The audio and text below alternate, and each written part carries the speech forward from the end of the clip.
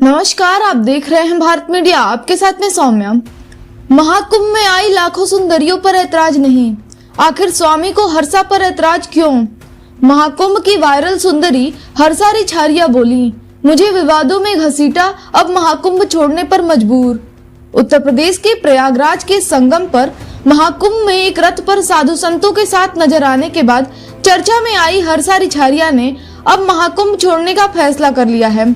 धर्म और सनातन संस्कृति को जानने आई हर्षा ने मीडिया और कुछ संतों पर उनके नाम को विवादों में घसीटने का आरोप लगाया है। रोते हुए हर्षा ने कहा कि जो कुंभ हमारे जीवन में एक बार आता है, उसे कुछ लोगों ने उनसे छीन लिया।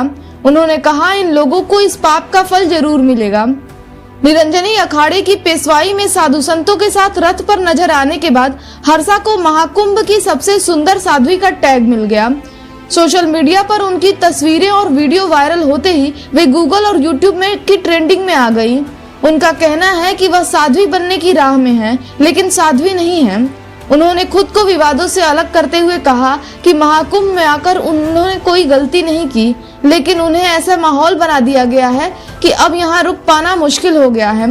हर्षा ने बताया कि साधु संतों के बीच उनके गुरुदेव कैलाशानंद गिरी पर भी सवाल उठाए जा रहे हैं, जो उन्हें सहन नहीं है।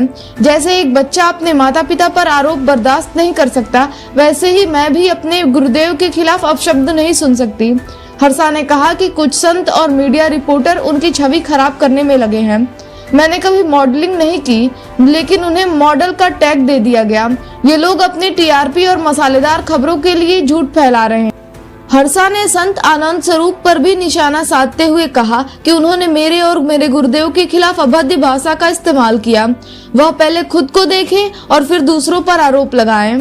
हर्षा ने कहा कि इन आरोपों और विवादों ने उन्हें अंदर तक तोड़ दिया है, लेकिन अब वह कानूनी कार्रवाई की तैयारी कर रही हैं। जो लोग मेरे और मेरे गुरुदेव पर कीचड़ उछाल रहे हैं, उनके खिलाफ मानहानि का दावा करूंगी। हर्षा के बयानों के बाद स्वामी आनंद स्वरूप महाराज का एक और बयान सामने आया है, जिसमें उनके द्वारा कहा गया है, हर्षा जैसी लाखों लड़कियां कुंभ में आ रही हैं, मेरा उनके आने पर कोई ऐतराज नहीं है। फिर क्या है ऐतराज, स्वामी से सुने। ओम नमो नारायण। अभी मैं एक मीडिया चैनल पे देख रहा था कि जो अभी कुंभ मेले में चर्चित लड़की है हर्षा रिछारिया, उसने अभी एक वीडियो बनाया है रोते हुए, और उसने कहा है कि स्वामी आनंद स्वरूप जी ने पाप किया है। एक ऐसी लड़की जो सनातन धर्म में जा रही थी, मॉडल की दुनिया को छोड़ करके, उसको कुंभ से भगाने का काम किया, उसको रोकने का काम किया, रुलाने का काम किया। देखो, कुंभ में तुम्हारी जैसी कई लाख लड़कियां आई हुई हैं। मैंने किसी को कुछ नहीं कहा। तुम आचार्य के रथ पर सवार होकर के मीडिया को बाइट दे रही थी कि मैं 2 साल से इस जीवन में हूं, 2 साल से साध्वी हूं। जब मैं असलियत को जाना तो तुमको रोकना मेरा कर्तव्य है, और तुमसे कोई मेरा, जैसे सभी बहनों से मेरा लगाव है, मेरा प्रेम है, तुमसे भी मेरा लगाव उतना ही है, और तुमको मैंने ये सही रास्ता दिखाया है। तुमको इस पे बुरा मानने की आवश्यकता नहीं है, लेकिन फिर भी तुमको बुरा लगा तो बुरा लगने दो। और मैं ऐसे काम और भी कोई करेगा तो उसके साथ भी करूंगा, ये पक्का है, क्योंकि मेरा कर्तव्य ही है। मैंने इसीलिए काली सेना बनाई है कि धर्म विरुद्ध चलने वाले लोगों को रोकना और टोकना। तो तुम गलत रास्ते पे जा रही थी, इसलिए हमने तुमको रोका। तुम्हारी सारी असलियत बाहर आ गई, जनता के सामने आ गई, तुम्हारे सारे चित्र आ गए। तुम्हारी माँ कह रही कि तुम्हारे अगले महीने शादी है, मेरा उसमें कोई रोल नहीं है। लेकिन ये सब बातें सुनने के बाद एक धर्म का, एक त्रिपुंड का, तिलक का, भगवा वस्त्र का मजाक बनाते दिखना क्या मैं बर्दाश्त कर सकता हूं? तो और लोग अपनी दुकान चला रहे होंगे, बर्दाश्त कर सकते हैं, मुझसे बर्दाश्त नहीं होता है। और मैंने तुम्हें रोकने का काम किया। तुम एक सामान्य लड़की की तरह आराम से कुंभ मेले में अपने ही गुरु के शिविर में रहो, मुझे कोई आपत्ति नहीं है। लेकिन फिर त्रिपुंड लगाओगी बिना संन्यास के, बिना परीक्षण के, तो निश्चित रूप से तुम्हें फिर से टोकूंगा, फिर से रोकूंगा।